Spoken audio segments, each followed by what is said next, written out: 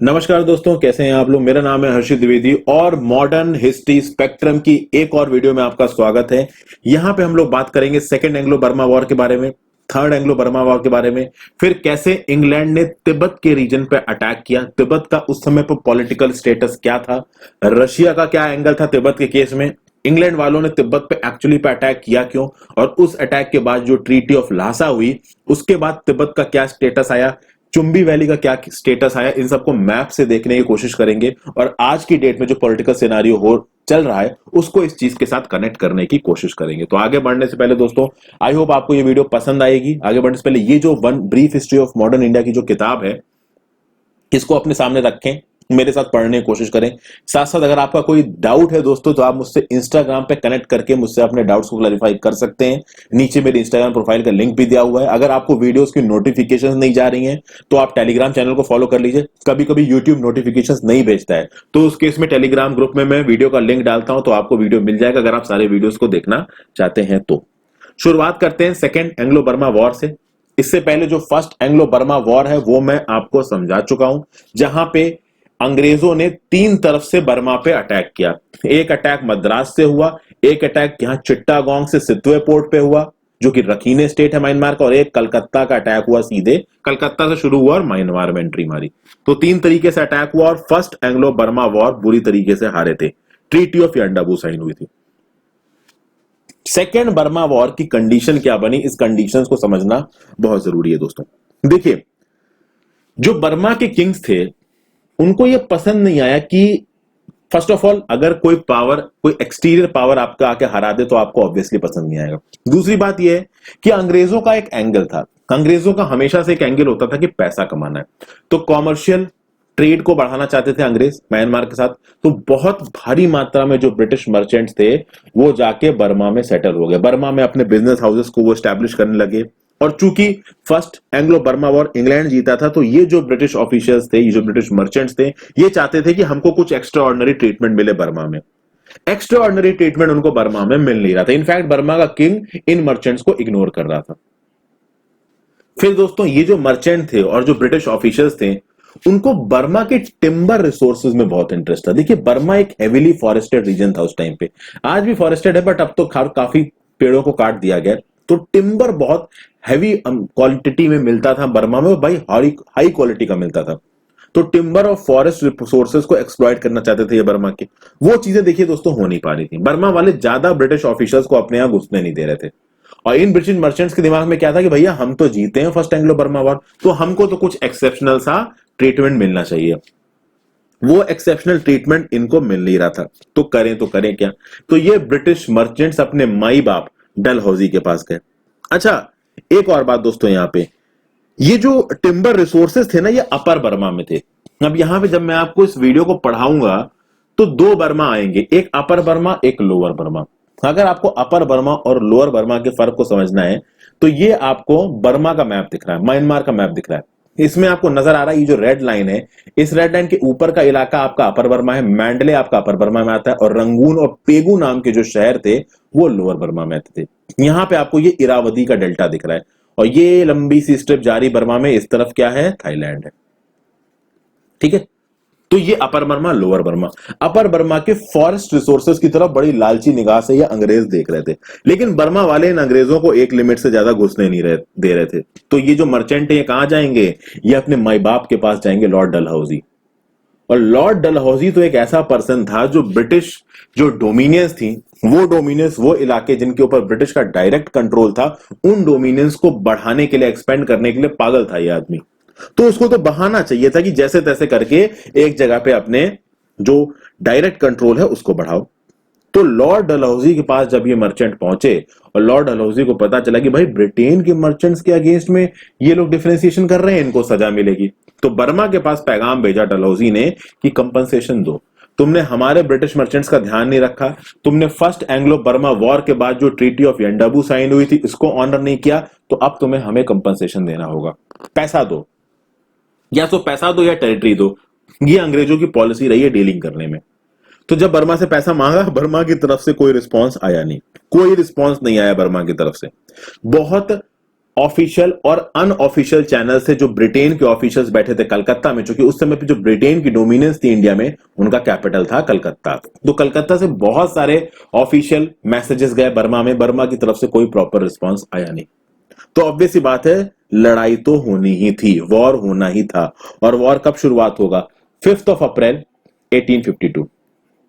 अब दोस्तों, मैंने आपको पिछली ही वीडियो में बताया था कि मैं already second Anglo Burma war पे एक वीडियो बना चुका हूं। आप उस वीडियो को जाके देख सकते हैं। थोड़ी पुरानी है, थोड़ी रिफाइंड नहीं है। उस समय पे मैं इतने कॉन्फिडेंस से नहीं बोलता था, बट नॉलेज के पर्सपेक्टिव से आपको वहां काफी कुछ सीखने को मिलेगा। तो अब आगे आते हैं। अंग्रेज अटैक करेंगे। जब अंग्रेज अटैक करेंगे तो वो 2 जगहों को कब्जाएंगे। इन जगहों को मैं आपको दिखाता हूं, रुकिए। ये मैप दिख रहा है आपको दोस्तों, इसमें हमारा प्यारा भारत भी दिख रहा है आपको, चाइना और आपकी जो सेंट्रल एशिया की कंट्रीज हैं वो भी नजर आ रही हैं। ये जो मोटामा नाम की जगह दिख रही है ना आपको म्यांमार में, थोड़ा सा मैं इसको जूम करता हूं, आपको यहां पे मोटामा दिख रहा होगा। ये जो मोटामा है दोस्तों, इसको मर्तबान बोलते थे। Basically this was Martaban. इसी मर्तबान शहर का नाम अब पड़ गया है मोटामा। ओके, यहां पे देखिए जाके, ये मोटामा शहर है, इसको बोला जाता था मर्तमान। तो आप देखोगे जब जंग छेड़ी गई 5 अप्रैल 1852 में, तो सबसे पहले इस पोर्ट ऑफ मर्तबान, जिसको आज की डेट में मोटामा बोला जाता है, इसको कब्जाया गया। ठीक है, उसके बाद रंगून पे कब्जा कर लिया गया 12 अप्रैल तक। ठीक है, रंगून वॉज ऑक्युपाइड ऑन 12 अप्रैल। यहां पे रंगून नजर आ रहा है आपको। ठीक है, एक सिटी आपको यहां पे नजर आ रही है बागो। बागो उस समय पे पेगू हुआ करता था, PEGU। ठीक है, पेगू पे कब्जा करने से पहले जो नीचे यंगून दिख रहा है, जिसको रंगून बोला करते थे, इस पे कब्जा किया अंग्रेजों ने। और उसके बाद फाइनली बागो पे, जो उस समय पे पेगू कहा जाता था, पेगू पे कब्जा कर लिया। तो इन चीजों पे, इन जगहों पे कब्जा हुआ अंग्रेजों का। तो कब्जा आपको कहां कहां नजर आया दोस्तों? सबसे पहले पोर्ट ऑफ मर्तबान पे कब्जा हुआ, जिसको आज की डेट में मोटामा बोला जाता है। उसके बाद रंगून पे कब्जा हुआ, और रंगून के बाद कब्जा हुआ पेगू पे। और पेगू को नाम क्या दे दिया अंग्रेजों ने बाद में? Lower Burma. हालांकि ज्योग्राफिकल रीजन के हिसाब से लोअर बर्मा क्या है म्यांमार में, ये मैं आपको यहां पे दिखा चुका हूं। ठीक है, तो ये चीजें नजर आई। अब आप देखिए, ये जो मैप है दोस्तों, इस मैप में साफ साफ दिखा रखा है ब्रिटिश गेन्स बाय 1857। 1857 में ब्रिटेन के पास क्या क्या था? तो ये टेरिटरी देखिए, ये पूरा का पूरा जो लोअर बर्मा था दोस्तों, जिसमें रंगून, पेगू, मर्तबान सब कुछ आ रहे थे, पूरा का पूरा इरावदी का डेल्टा ही यहां नजर आ रहा है। ये पूरा का पूरा चला गया अंग्रेजों के हाथों में। अंग्रेजों ने इसको एनेक्स कर लिया, कोई ट्रीटी साइन नहीं की। ट्रीटी कब साइन होगी? जब आप सामने वाली पावर को थोड़ी इज्जत दे रहे हो। डलहौजी इज्जत देने के मूड में ही नहीं था। डलहौजी ने बोला हमारा पूरा लोअर बर्मा कब्जा लिया। ठीक है, और लोअर बर्मा अपने में मिला लिया। पेगू, आपका रंगून, ये सब ब्रिटेन का हिस्सा बन गया। किसी भी तरीके की कोई ट्रीटी साइन नहीं हुई। तो चिट्टागोंग भी अंग्रेजों के कंट्रोल में, सिंगापुर के अंग्रेजों के कंट्रोल में, बीच में जो पेगू और रंगून के जो स्ट्रेटेजिक लोकेशंस थी इरावदी डेल्टा के पास, ये भी अंग्रेजों के कंट्रोल में। सब कुछ अंग्रेजों के कंट्रोल में आ गया। अब यहां पे जब बर्मा हारा, तब बर्मा की आंखें खुली कि भाई ये तो बवाल हो गया।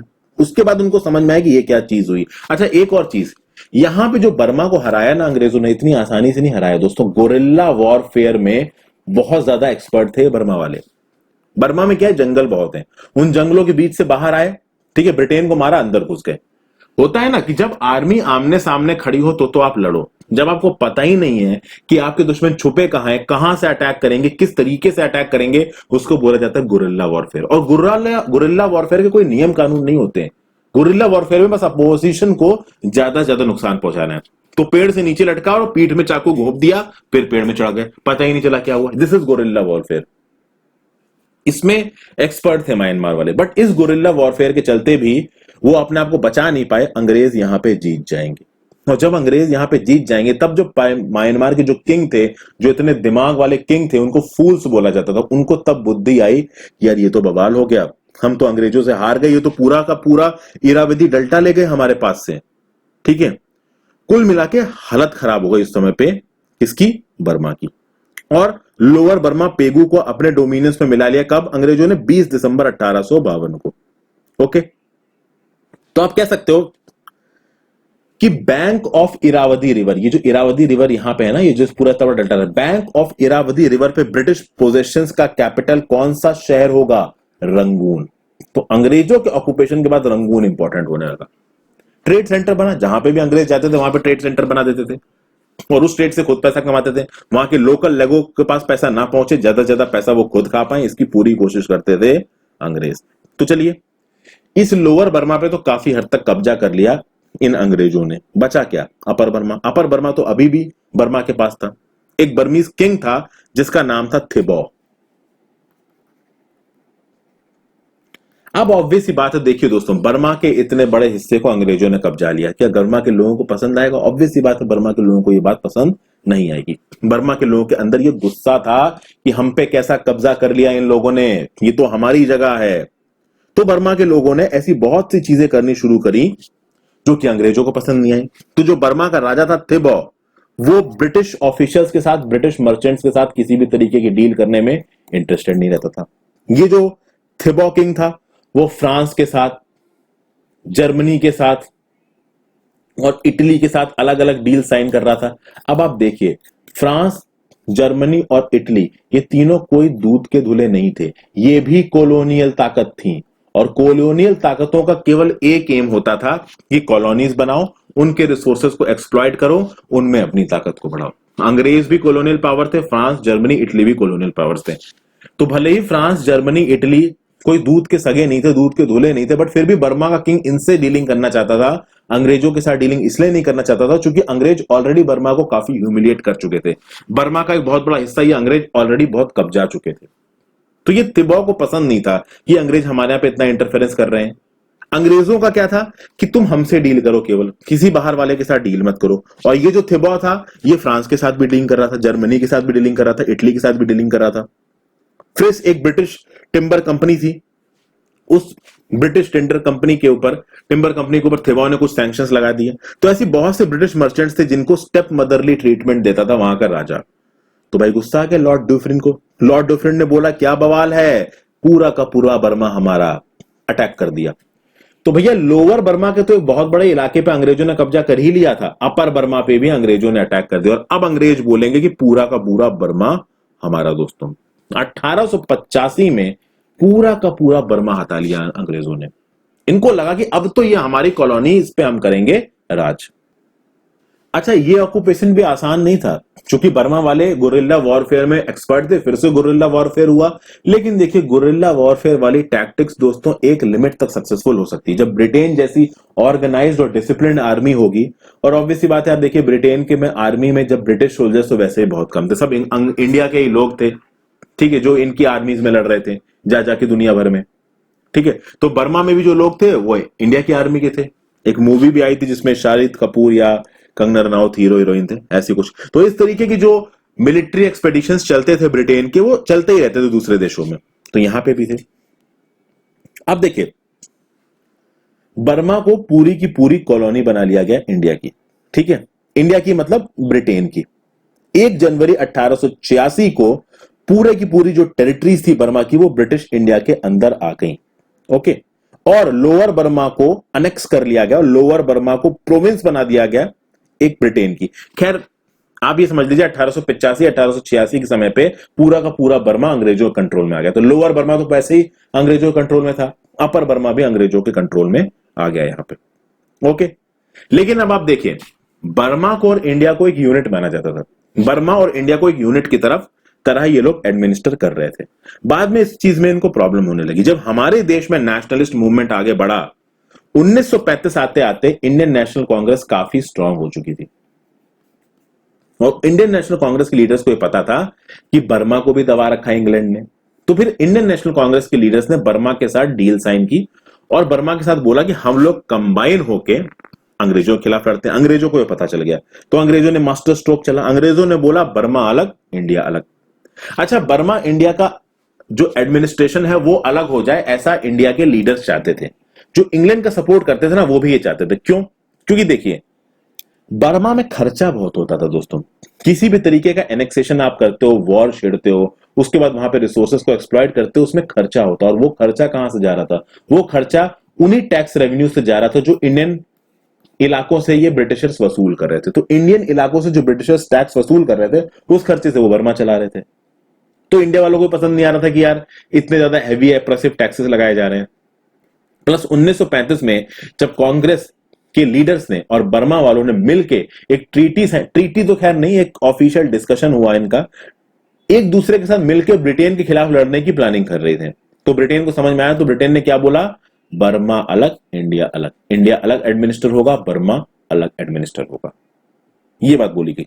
अच्छा, श्रीलंका भी एक कॉलोनी थी, सेलोन भी एक कॉलोनी थी, तो सेलोन को इंडिया से अलग रखा गया। सेलोन का जो एडमिनिस्ट्रेशन था, श्रीलंका का जो एडमिनिस्ट्रेशन था, वो इंडिया के एडमिनिस्ट्रेशन के साथ मर्ज नहीं किया, लेकिन म्यांमार और इंडिया का एडमिनिस्ट्रेशन एक साथ हो रहा था, जिसके चलते इंडिया की ट्रेजरी पे बहुत प्रेशर आ रहा था, इंडिया के लोगों के ऊपर टैक्स का बहुत प्रेशर आ रहा था। इसलिए 1935 में म्यांमार और इंडिया के एडमिनिस्ट्रेशन को भी अलग कर दिया गया। ठीक है, तो ये था दोस्तों आपका थर्ड एंग्लो बर्मा वॉर। 1886 में पूरा का पूरा बर्मा अंग्रेजों के कंट्रोल के अंदर चला गया। तो सेकंड बर्मा वॉर में लोअर बर्मा गया और थर्ड एंग्लो बर्मा वॉर में पूरा का पूरा बर्मा अंग्रेजों के कंट्रोल में अंदर चला गया। अब आगे हम लोग बात करेंगे किसकी, एंग्लो तिब्बतन रिलेशंस की। अंग्रेजों ने तिब्बत के इंटरनल अफेयर्स में कैसे इंटरफेरेंस शुरू किया। पहले तो दोस्तों यहां पे तिब्बत का नक्शा देखिए आप, यहां पे आपको तिब्बत का नक्शा नजर आ रहा है, ये रीजन आपको तिब्बत नजर आ रहा है। चाइना आपको पता है ना, चाइना इतना बड़ा है नहीं, चाइना जो इतना बड़ा हो गया बहुत सारे हिस्सों को हत्या के हुआ है, तो तिब्बत को हत्या के हुआ है। देखा जाए तो मेन जो चाइना है वो इतना है दोस्तों, ये इतना है मेन चाइना। इधर का इलाका इसको तुर्किस्तान बोलते थे, ये भी चाइना का नहीं है। ऊपर का जो इलाका है मंगोलिया, ये भी पूरा हद तक चाइना का नहीं। तो इन सब इलाके को हत्या के चाइना आज की डेट में इतना बड़ा है। चलिए हम आ जाते हैं early part of the 20th century, 1900 के लगभग की बात मैं कर रहा हूं आपसे। ये रहा तिब्बत। तिब्बत में राज किसका था, तो देखिए थियोक्रेसी चलती थी। थियोक्रेसी बताइए नीचे कमेंट में क्या होती है। जो बुद्धिस्ट मॉन्क्स थे, अब देखिए इंटेलेक्चुअल के द्वारा जो रूल होता है इसको आप थियोक्रेसी बोलते हो। तो जो बुद्धिस्ट मॉन्क्स थे दोस्तों, वो बुद्धिस्ट मॉन्क्स जिनको लामा कहते थे, वो लामास मिलके रूल करते थे, इसलिए उसको थियोक्रेसी बोला गया। नॉमिनल सुजरैनिटी किसकी थी, चाइना की। चाइना में एक डायनेस्टी थी जिसका नाम था किंग डायनेस्टी, और किंग डायनेस्टी की काफी हद तक चलती थी तिब्बत में। लेकिन एक बात ध्यान दीजिएगा, किंग डायनेस्टी का पूरी तरीके से कंट्रोल नहीं था तिब्बत में। तिब्बत में जो लीडर्स थे वो अपनी डीलिंग काफी हद तक ऑटोनॉमस तरीके से करते थे, और यह बोला गया कि जो रशिया की इंटरफेरेंस थी तिब्बत में वो बहुत बढ़ गई थी। रशिया का जो मोनार्च था उससे तिब्बत के ये जो थियोक्रेसी थी, जो बुद्धिस्ट मॉन्क थे, वो इसके साथ बातचीत कर रहे थे। हालांकि देखा जाए तो तिब्बत के ऊपर सुजरैनिटी किसकी थी, किंग डायनेस्टी की थी। राज किसका बोला गया, किंग डायनेस्टी का। बट पूरी तरीके से किंग डायनेस्टी के जो लीडर्स थे वो तिब्बत पे कंट्रोल नहीं करते थे, तिब्बत की थियोक्रेसी ही राज करती थी। लॉर्ड कर्जन आया इंडिया में। अब नीचे कमेंट सेक्शन में बताइए कि लॉर्ड कर्जन कब आया इंडिया में। जैसे ही लॉर्ड कर्जन इंडिया में घुसेगा, लॉर्ड कर्जन को यह लगेगा कि यार देखिए ये जो रशिया है ना, ये तिब्बत में अपने इन्फ्लुएंस को बढ़ा रहा है, और तिब्बत में अपने इन्फ्लुएंस को बढ़ाने के बाद रशिया तिब्बत से इंग्लैंड के डोमिनियंस पे अटैक करेगा। कहा जाता है कि Curzon was long obsessed over Russia's advance into central Asia and now feared a Russian invasion of British India. हालांकि यह बोला जाता है कि अप्रैल 1903 में ब्रिटेन को रशियन गवर्नमेंट से प्रॉपर ऑफिशियल डॉक्यूमेंट मिला जिसमें क्लियर एश्योरेंसेस दी गई थी कि भाई देखिए हमारा ना तिब्बत में कोई इंटरेस्ट है और ना ही हमारा ऐसा कोई प्लान है कि हम आपके ऊपर अटैक करेंगे। बट फिर भी बोला जाता था कि कर्जन के दिमाग में यह था कि भैया ये जो रशिया है ना, ये हम पे अटैक करेगा और इसीलिए तिब्बत में अपना इंटरफेरेंस कर रहा है। तो कर्जन के दिमाग में था कि मुझे रशियन इंटरफेरेंस को रोकना है, और रशियन इंटरफेरेंस को रोकने के लिए क्या आया, ब्रिटिश एक्सपेडिशन टू तिब्बत। इसको सैंक्शन किया था कर्जन ने। ब्रिटिश एक्सपेडिशन को, तिब्बत को ब्रिटिश इन्वेजन ऑफ तिब्बत भी कहा जाता है, यंग्स हस्बैंड इन एक्सपेडिशन भी कहा जाता है, क्योंकि जो लीड कर रहे थे ब्रिटेन की फोर्सेस को वो उनका नाम था यंग हस्बैंड। ये एक्सपेडिशन शुरू हुआ दिसंबर 1903 में, और जो मेन जगह थी शुरू होने में, देखिए दो पासेस है सिक्किम में दोस्तों, नाथुला पास और जेलेपला पास। कभी आप गैंगटॉक घूमने जाओगे ना, तो नाथुला पास तो देखिए एक वहां की मेन टूरिस्ट डेस्टिनेशन है। उस नाथुला पास के से जब आप चाइना की तरफ जाओगे, वहां आती चुम्बी वैली। चुम्बी वैली की भी यहाँ पे ब्यूटीफुल हिस्ट्री है। तो ये चुम्बी वैली के पास ही जो डोकालाम प्लेट्यू है, वहां पे स्टैंड ऑफ हुआ था 2017 में इंडिया चाइना के बीच में, जब भूटान की टेरिटरी में घुस के चाइना वाले सड़क बनाने लगे थे। तो लॉर्ड कर्जन ने इस यंग हस्बैंड से बोला कि ये देखो, ये जो तिब्बत है ना, इस तिब्बत में रशिया वाले घुस रहे हैं और ये हम पे अटैक कर सकते हैं, तो तिब्बत के इंटरनल रिलेशंस में हमें इंटरफेयर करना चाहिए। अच्छा, तिब्बत में अंग्रेजों को कुछ जो कंसेशंस चाहिए थे वो अंग्रेजों को मिले नहीं थे।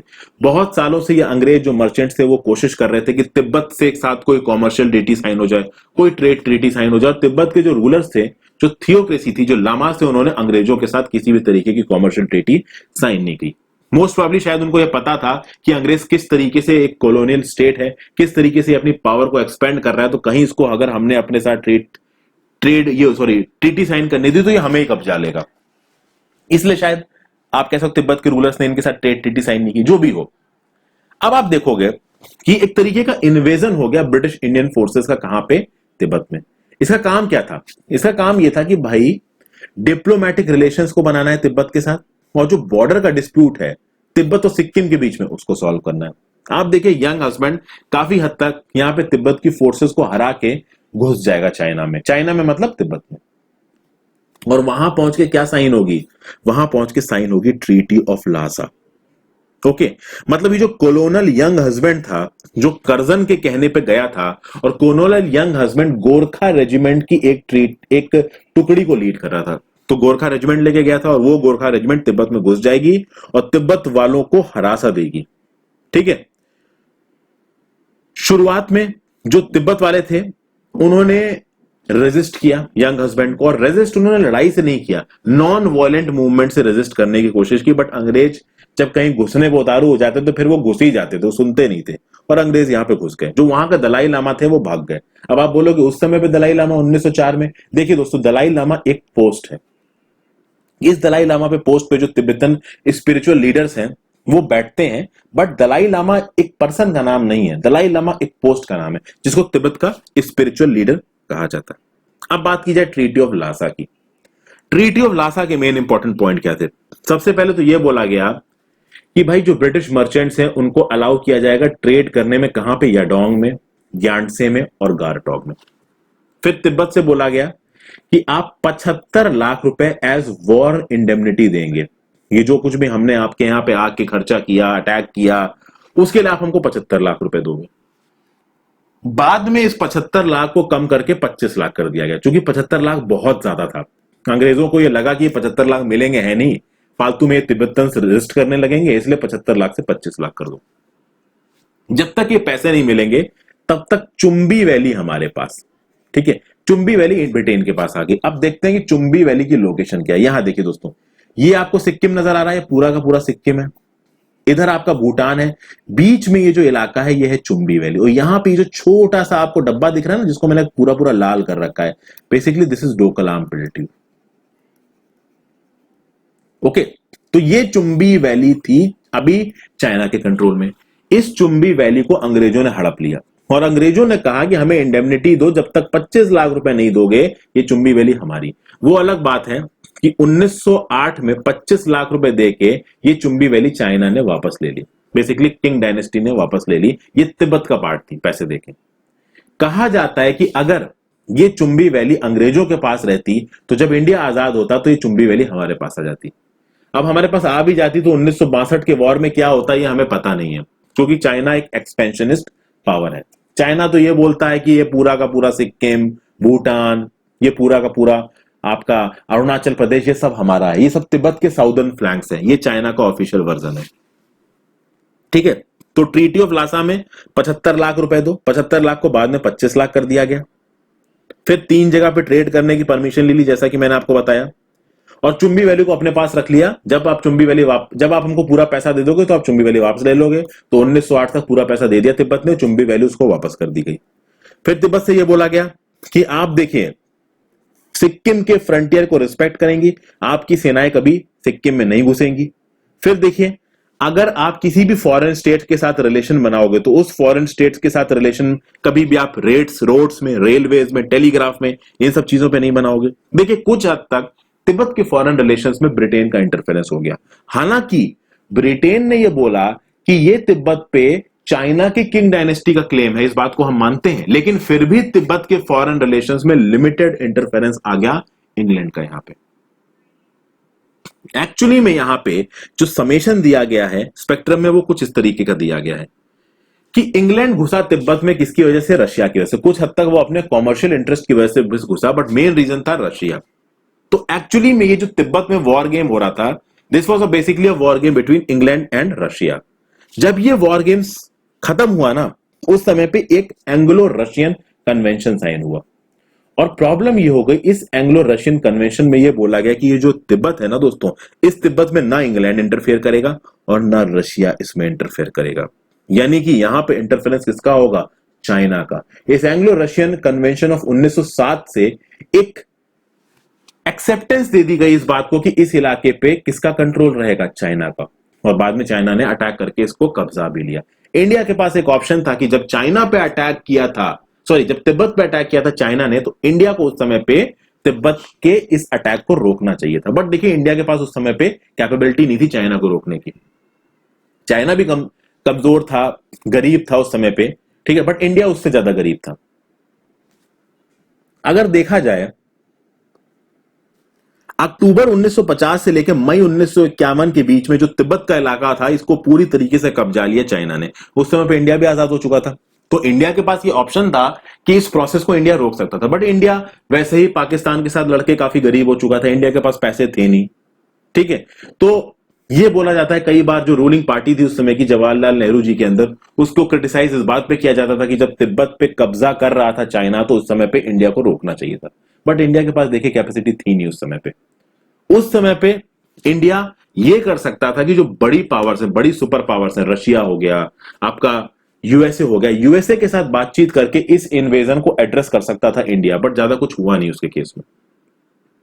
अगर कोई रोक सकता था तो या तो यूएसएसआर रोक सकता था चाइना के इस इन्वेजन को, या फिर यूएसए रोक सकता था। किसी भी बड़ी पावर ने चाइना के इस इन्वेजन को, जिस इन्वेजन के थ्रू तिब्बत को कब्जा लिया चाइना ने, उसको नहीं रोका। और उसका खामियाजा आज तक भुगतना पड़ रहा है। तिब्बत को तो कब्जा ही लिया है, उसके बाद अब हर जगह घुस रहा है, डोकालाम में घुस रहा है, भूटान के नॉर्दर्न पार्ट में घुस रहा है। अब तो ये बोल रहा है कि सक्तेंग वाइल्ड लाइफ सेंचुरी, जो त्राशीगांग नाम की जो डिस्ट्रिक्ट है भूटान में, ये भी उसकी। तो उल्टी सीधी बातें करता है चाइना। क्यों करता है? क्योंकि जब वो तिब्बत में घुसा और तिब्बत में एनेक्स किया, उसी समय पे चाइना के जो प्रोग्रेशन था उसको रोकना चाहिए था दुनिया को, और किसी ने रोका नहीं, और चाइना को कब्जा लिया गया। सॉरी, तिब्बत को कब्जा लिया चाइना ने। ट्रीटी ऑफ लासा में क्या क्या और चीज करी गई है वो देखते हैं। No portion of Tibetan territory shall be ceded, sold, leased, mortgage और otherwise given for occupation to any foreign power. किसी भी फॉरेन पावर को तिब्बतन टेरिटरी का कोई भी हिस्सा नहीं दिया जाएगा। मेन चीज यहाँ पे रशिया थी, बट रशिया के अलावा और इंग्लैंड के अलावा किसी भी फॉरेन पावर के पास ये चीज, मतलब कोई भी तिब्बत की टेरिटरी नहीं जाएगी। No such power shall be permitted to intervene in Tibetan affairs. तो तिब्बतन अफेयर्स में इंटरफेयर करने की ताकत केवल चाइना की किंग डायनेस्टी के पास चली गई। नो रिप्रेजेंटेटिव्स और agents of any foreign power shall be admitted to Tibet. तो मतलब फॉरेन पावर का इंटरफेरेंस रोक दिया तिब्बत में। और एंग्लो रशियन कन्वेंशन साइन हुआ 1907 में। तो कुल मिला के इस चीज से हुआ क्या, चाइना को फायदा हो गया, क्योंकि इंग्लैंड और रशिया ने यहां पे एक तरीके से कन्वेंशन साइन करके ये बोल दिया कि तिब्बत में अगर कोई इंटरफेरेंस कर सकता है तो चाइना इंटरफेरेंस कर सकता है। और देखिए किस हिसाब की इंटरफेरेंस कर रहा है चाइना आज की डेट में। फिर दो और चीज है, no concession for railways, roads, telegraphs, minings और other rights shall be granted to any foreign power और the subject of any foreign power. In the event of consent to such concessions being granted, similar or equivalent concessions shall be granted to the British government. तो मतलब किसी foreign power को अगर आप road का, railway का, telegraph का कोई कॉन्ट्रैक्ट दे रहे हो, तो वैसे ही कॉन्ट्रैक्ट आपको ब्रिटिश गवर्नमेंट को भी देना पड़ेगा।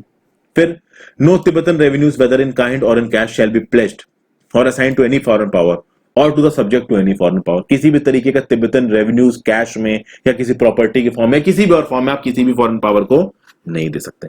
तो इस तरीके की ट्रीटी साइन की गई और किंग डायनेस्टी के क्लेम को एक तरीके से फॉर्मली रिकॉग्नाइज कर लिया यहां पे, और इसी क्लेम के दम पे बाद में तिब्बत को एनेक्स कर लिया चाइना ने।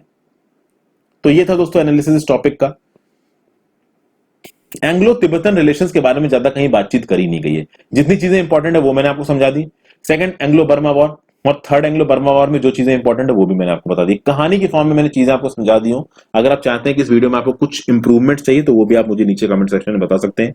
अगली वीडियो में हम लोग एंग्लो अफगान रिलेशंस को शुरू करेंगे, ट्राइपार्टाइट ट्रीटी की बात करेंगे, फर्स्ट एंग्लो अफगान वॉर की बात करेंगे, जॉन लॉरेंस के बारे में बात करेंगे, पॉलिसी ऑफ मास्टरली इनएक्टिविटी के बारे में बात करेंगे, लॉर्ड लिटन के बारे में बात करेंगे, सेकंड एंग्लो अफगान वॉर के बारे में बात करेंगे, ट्रीटी ऑफ गंदमाक के बारे में बात करेंगे।